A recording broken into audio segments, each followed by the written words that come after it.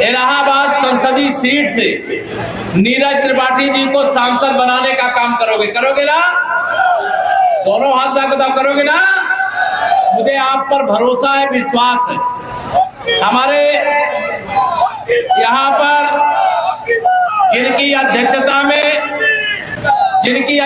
में कार्यक्रम हो रहा है, राजा महेंद्र प्रताप सिंह जी जो अब भाजपा परिवार का हिस्सा बन गए हैं, तो भाजपा वैसे भी विपक्षियों की जमानत जब्त कराने का काम करेगी यहाँ भी। और हमारे यहाँ के लोकप्रिय विधायक वाचस्पति जी जो लगातार जनता की सेवा में समर्पित रहते हैं और वह भी पूरी ताकत से यहाँ पर लगे हुए हैं, इसलिए मैं चाहूंगा 12 विधानसभा की लीड 1 लाख से होनी चाहिए। 1 लाख से कर लोगे? दोनों हाथ में बताओ, कर लोगे? आप सब पर मुझे विश्वास है। हमारे मंच पर जो हमारे जिला अध्यक्ष यहाँ विनोद प्रजापति जी, आप सब परिचित हैं, मौजूद हैं। हमारे जिला उपाध्यक्ष जयसिंह पटेल जी, संतोष त्रिपाठी जी, जिला मंत्री कमलेश त्रिपाठी जी, प्रकाश शुक्ला जी, शिवराम सिंह जी, हमारे दिलीप कुमार चतुर्वेदी जी, अखिलेश सिंह पटेल जी, शिव प्रसाद केसरवानी जी, जगत शुक्ला जी, हमारी मंडल अध्यक्ष है अखिलेश जी, शिव प्रसाद जी, जगत जी, अंजलि जी, शंकर लाल पांडे जी, हमारे वरिष्ठ नेता माननीय विभूति नारायण सिंह जी, हमारे क्षेत्रीय अध्यक्ष पिछड़ा मोर्चा अश्वनी सिंह जी, हमारे वरिष्ठ नेता योगेश शुक्ला जी, सतीश विश्वकर्मा जी, और हमारे श्री भोला तिवारी जी, रत्नाकर सिंह पटेल जी, पार्वती कोटार जी जो हमारी नगर पंचायत अध्यक्ष हैं, सुबोध जी, हमारे सुबोध जी का नाम छूट रहा है मुझे लग रहा है क्या, अनूप केसरवानी जी, मूलचंद गुप्ता जी, अरविंद केसरवानी जी, फूलचंद जी, राम साहब जी, निषाद, राकेश निषाद जी, विजय निषाद जी, मसूरिया दीन वर्मा जी, हमारे गोपाल जी भाई साहब यहाँ पे सब। मैं चूंकि यहाँ बहुत सारे मेरे व्यक्तिगत मैं जिनका नाम जानता हूँ, जिनके साथ बहुत छोटी आयु से काम किया हूँ, और मेरी एक नहीं अनेक रात, चाहे शंकरगढ़ हो चाहे शिवराजपुर हो, यहाँ संगठन मंत्री के रूप में मैंने बिताया है। मेरा यहाँ से गहरा रिश्ता है, नाता। और आप सबसे यही पहले कह दूं, मैं वोट मांगने से पहले मुझे जानकारी यहाँ मिली है कि यहाँ कुछ पानी की समस्या है और यहाँ पर रोडवेज की समस्या है। सही है ये?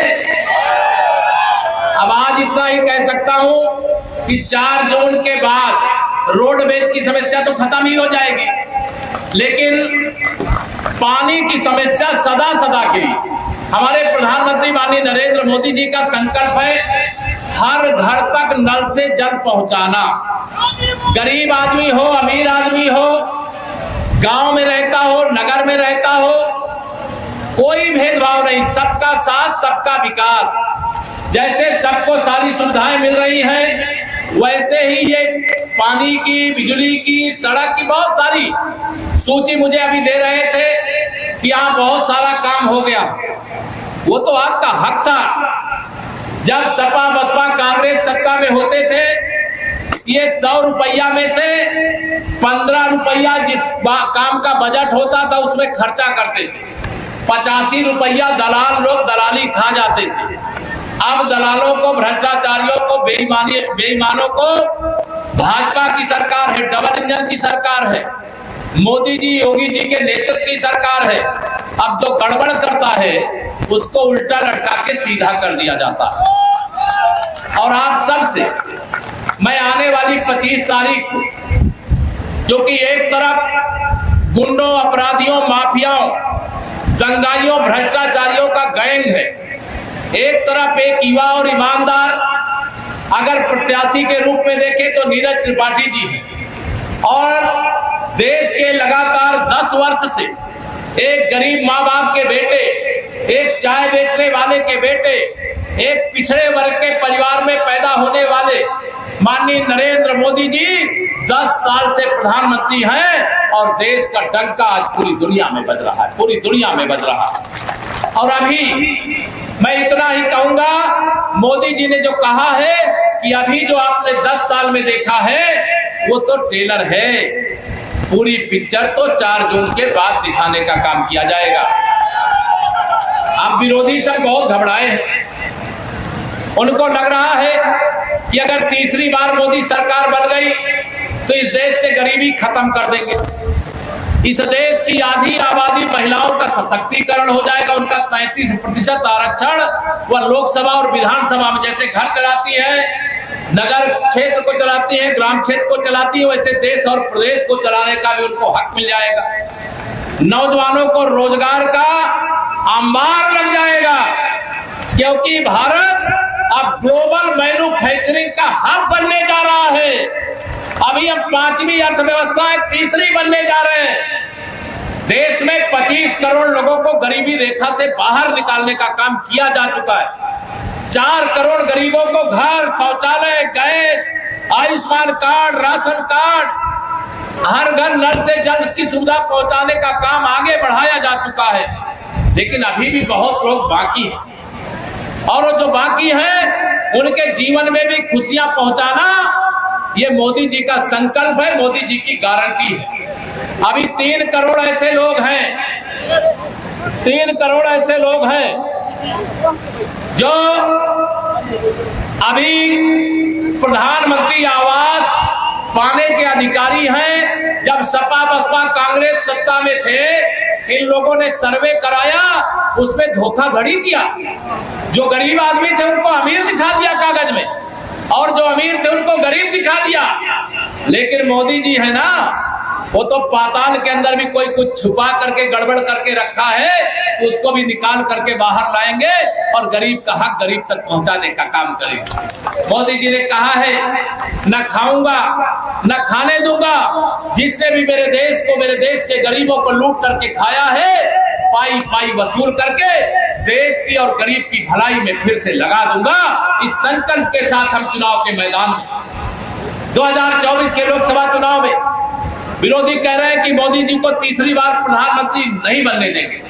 आप बताओ, ये विरोधियों की औकात है क्या मोदी जी को तीसरी बार प्रधानमंत्री बनने से रोक ले? दोनों हाथ उठा के बताओ, रोक पाएंगे क्या? एक बात और मैं बहुत स्पष्टता से कहूंगा, ये सामने सपा कांग्रेस गठबंधन का प्रत्याशी जो यहाँ पर है श्री उज्जवल रमण सिंह, मैंने सुना है वो बहुत सारे कोटेदारों को, प्रधानों को, जनप्रतिनिधियों को वह और उनके लोग धमकी देने का काम कर रहे हैं।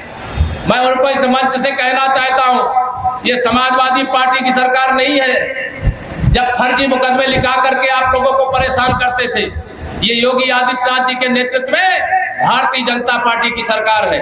सभी कार्यकर्ताओं से कहना चाहता हूं, जिनके पास भी इस प्रकार की धमकी देने के कोई भी फोन आए हो, रिकॉर्डिंग कर सकिएगा तो रिकॉर्डिंग कर लीजिएगा, नहीं सूची बना करके 4 जून को 25 तारीख के बाद मंडल अध्यक्ष को हमारे दे दीजिएगा, हमारे विधायक जी को दे दीजिएगा, और जो भावी सांसद आप सबके आशीर्वाद से नीरज जी बनने वाले हैं, इनको दे दीजिएगा।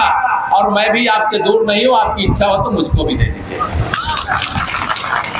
मैं उनको कहना चाहता हूं, अगर किसी ने, अब वह युग चला गया जब बूथ पर कब्जा होते थे, जब वह युग चला गया जब वोट खरीद लिए जाते थे, अब वह भी युग चला गया जब किसी को धमका कर वोट ले लिया जाता था।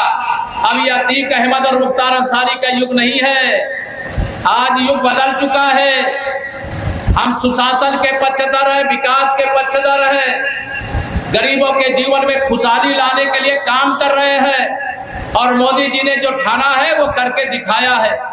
आप सबसे मेरा इतना ही निवेदन है, समय कम है, आज लास्ट दिन है प्रचार का, लेकिन मैं आप सबसे पूछना चाहता हूं, 12 विधानसभा क्षेत्र से समाजवादी पार्टी और कांग्रेस प्रत्याशी की जमानत जब्त करा के भेजवाओगे?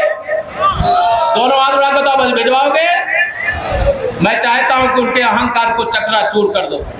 बड़े राजनीतिक खिलाड़ी बनते हैं तो उनके खेल को अब जमुना पार चलने नहीं देगा। चलने देगा क्या? अब चलने नहीं देगा। यहाँ कमल का फूल खिलेगा जब 2025 में प्रयागराज का कुंभ होगा। उस आनंद का आनंद क्या होगा जब प्रयागराज के कुंभ वाले राम के धाम अयोध्या जाए चाहे चित्रकूट जाए तो उनको चमाचम सड़कें मिलनी चाहिए, उनकी सेवा होनी चाहिए। माननीय नरेंद्र मोदी जी वो प्रधानमंत्री हैं जिन्होंने प्रयागराज के कुंभ में आकर के दिव्य और भव्य कुंभ देख करके जिस प्रकार से यहाँ पर आकर के सफाई करने वाले कर्मचारियों के चरण धो करके उनको सम्मान देने का काम किया है, ऐसा सम्मान क्या कोई दे सकता है क्या? जिस प्रकार से भव्य रामलला का मंदिर बनाने वाले, बाबा विश्वनाथ का धाम बनाने वाले, देश की तमाम विकास परियोजनाओं में सेवा देने वाले श्रमिकों की पूजा मेरे माननीय नरेंद्र मोदी जी करते हैं, ऐसी पूजा श्रमिकों की, मजदूरों की कोई और कर सकता है क्या? दुनिया में भारत का नागरिक कहीं भी फंसा हो, अगर सकुशल उसको वापस लाने की गारंटी है। फंसा हो उतना ही नहीं, अभी कतर में तो फांसी की सजा सुना दी गई थी, लेकिन माननीय नरेंद्र मोदी जी तो फांसी के फंदे से उतार करके 8 भारतीय पूर्व नौसैनिकों को लाने का काम किए। अयोध्या में रामलला का भव्य मंदिर जिसके लिए लाठियां खाई, गोलियां खाई, जेल गए, विरोधी कहते थे ये भाजपा वाले रामलला हम आएंगे, मंदिर भव्य बनाएंगे, लेकिन तारीख नहीं बताएंगे। रामलला का भव्य मंदिर बन गया कि नहीं बन गया? दोनों हाथों बन गया कि नहीं बन गया? आपको याद होगा यहीं पर जब श्री राम जन्मभूमि आंदोलन था, बाबूजी कल्याण सिंह जी को यहीं पर गिरफ्तार किया था। किसी को मालूम है कि नहीं मालूम है? नैनी जेल में रखा गया था। वो राम भक्त थे, उनके नेतृत्व में जब सरकार बनी तो बाबर के नाम का वह कलंकित ढांचा सदा सदा के लिए धराशायी हो गया। और जब उनकी मृत्यु हुई तो समाजवादी पार्टी के मुखिया अखिलेश यादव जी उनको श्रद्धांजलि देने नहीं गए। उनको लग रहा था उनका वोट बैंक नाराज हो जाएगा, लेकिन जब माफिया मुख्तार अंसारी मरा तो उसकी कब्रिस्तान में मातम मनाने के लिए गए थे। आप सबसे मैं कहना चाहता हूं, हम तो सबका साथ, सबका विकास, सबको अनेक प्रकार के लाभ देने का काम करते हैं, लेकिन मैं आप सब लोगों से आज यहाँ पर यह विश्वास दिला करके जाना चाहता हूं कि आज तो मैं चुनाव प्रचार के लिए आया हूं। चुनाव प्रचार का आखिरी दिन है, कई मांग पत्र भी मेरे हाथ में है, कई सूचनाएं भी मेरे हाथ में, लेकिन मैं आपको विश्वास दिलाना चाहता हूं 4 जून के बाद नहीं, लेकिन जुलाई के महीने में हम आपके भावी सांसद श्री नीरज त्रिपाठी जी, आपके विधायक श्री वाचस्पति जी, पार्टी के सभी पदाधिकारियों के साथ, राजा साहब के साथ यहाँ पर आकर के बैठेंगे।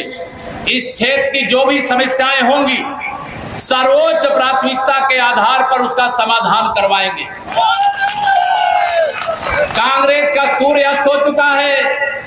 श्री राहुल गांधी जी की कुंडली में पीएम बनने का योग नहीं है, अखिलेश यादव जी की कुंडली में सीएम बनने का योग नहीं है। मेरे मित्रों, साइकिल पंचर हो चुकी है, हाथ का पंजा जनता ने मरोड़ दिया है और हाथी को कोई पूछने वाला नहीं है। कमल ही कमल चारों तरफ खिल रहा है, अर्थात भाजपा ही वर्तमान है, भाजपा ही भविष्य। 2047 तक विकसित भारत बनाने की गारंटी ये भारतीय जनता पार्टी और प्रधानमंत्री माननीय नरेंद्र मोदी जी ने दिया है। मैं आप सब लोगों से आज यहाँ पर ये कहूंगा कि आने वाली 25 तारीख को यहाँ पर प्रत्याशी नीरज त्रिपाठी जी नहीं, यहाँ प्रत्याशी माननीय नरेंद्र मोदी जी हैं। या मानिएगा, ये जो स्टैचू हाथ में लिए हैं, यहाँ प्रत्याशी योगी आदित्यनाथ जी हैं, यहाँ प्रत्याशी केशव प्रसाद मौर्य है, यहाँ प्रत्याशी ये संपूर्ण मंच जो है वह है। मेरा बूथ सबसे मजबूत। मोदी जी ने जम्मू कश्मीर से 370 हटा दिया कि नहीं हटा दिया? 2019 में भी आपने जिताया था। निवेदन करूंगा 2024 के चुनाव में जितना वोट 2019 में दिया था उसमें 370 वोट और बढ़ा दीजिएगा। बढ़ा सकते हो? बढ़ा सकते हो? दोनों हाथ रख दो, बढ़ा सकते हो? मैं आप सब पर भरोसा भी करता हूं, आप मुझ पर भी भरोसा करना। ना मैं प्रयागराज शहर दूर है, ना लखनऊ दूर है। डबल इंजन की सरकार डबल रफ्तार से काम करेगी। मोदी जी के साथ गरीब खड़ा है और सपा बसपा कांग्रेस के साथ गुंडे अपराधी माफिया खड़े हैं।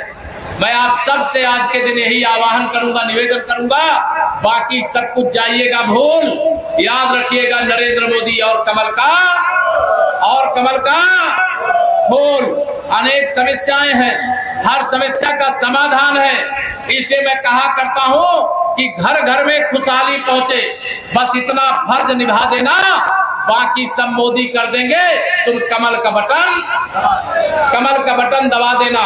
और अगर अब आपकी अनुमति हो तो आपकी अनुमति से मैं नीरज त्रिपाठी जी को 4 मई को आप सबके आशीर्वाद से होने वाले सांसद को सांसद मान करके माला पहना दो।